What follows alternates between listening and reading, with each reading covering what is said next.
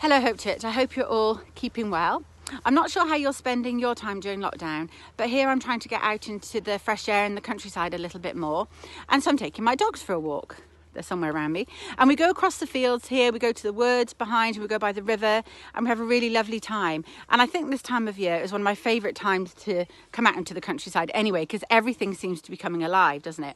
The trees are green, the grass is growing, the hedgerows are green. And everything's coming out of its winter rest. But one of my favourite things to hear is a bird song. And the birds are really loud. It sounds like a choir. But as I've been doing my walk regularly every day, I hear one particular bird. And my ears become attuned to that one particular bird song. And I pick up on it. So I was quite intrigued to know what that bird was. So my husband Malcolm has a bird app on his phone. And what you do is you put the bird song into the app and it tells you what bird it is, tells you its habits, where it comes from.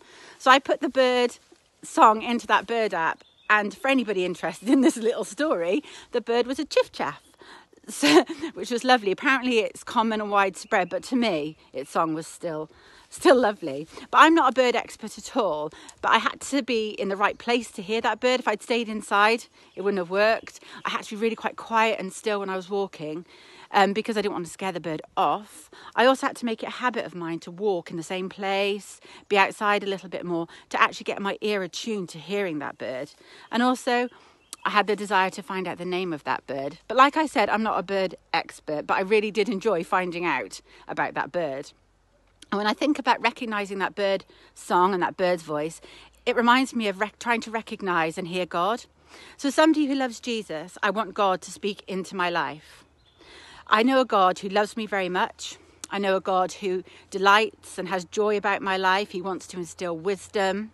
He wants to instill understanding and be really life-giving to me. So if I have a God who wants all those things to me, I really want to hear from him. I mean, who wouldn't want to hear from a God who can give you all those things? And thinking about hearing from God, I had this question is, how do I recognise God's voice? How do I recognise it's him speaking to me? Just like that bird, how do I get to attune to his voice? So I was thinking about this, and I was thinking it's probably the same thing.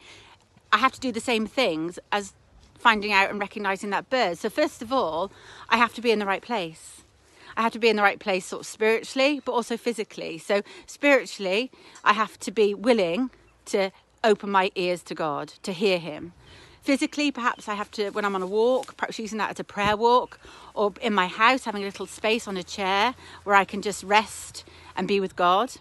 Secondly, when I'm in that right place, like I did with the bird, I have to be still and I have to be calm. Because if my mind and body are chaotic, I'm not going to hear anything.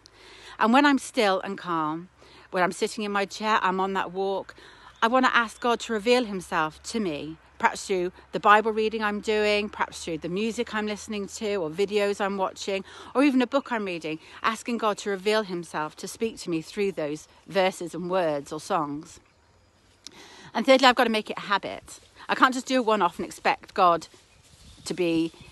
ear to be attuned to God straight away. I have to make it a habit. So to do this daily, and then my ear will become more attuned to hearing God's voice. The voice that shows gentleness, a voice that is never accusing but can be challenging, a voice that has great authority, so I can recognise his voice when he speaks to me. And I also, like with the bird, I have to have a desire to hear God. I have to have a desire to know what he's saying to me, to hear him speak, and let him speak into my life, so his ways become my ways, his thoughts become my thoughts, his desires are my desires.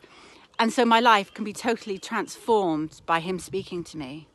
But like I said, I'm not an expert at hearing from God at all. But as with the bird, I'm really willing to try. But somebody in the Bible, and so I want to read a bit of Psalm 23 to you. And it's David talking about his relationship with God, how God guides him, how God leads him. And he hears all this because he listens to God. So I'd just like to finish our time together by reading Psalm 23 to you. I'll just get my Bible. And this is the Psalm. The Lord is my shepherd, I lack nothing. He makes me lie down in green pastures. He leads me beside quiet waters. He refreshes my soul. He guides me along the right paths for his name's sake. Even though I walk through the darkest valley, I will fear no evil, for you are with me, your rod and your staff, they comfort me. You prepare a table before me in the presence of my enemies. You anoint my head with oil, my cup overflows. Surely your goodness and love will follow me all the days of my life, and I will dwell in the house of the Lord forever. Well, it's been lovely talking to you. I miss you all still. I can't wait to see you, and hopefully that'll be soon. But speak soon. Bye-bye.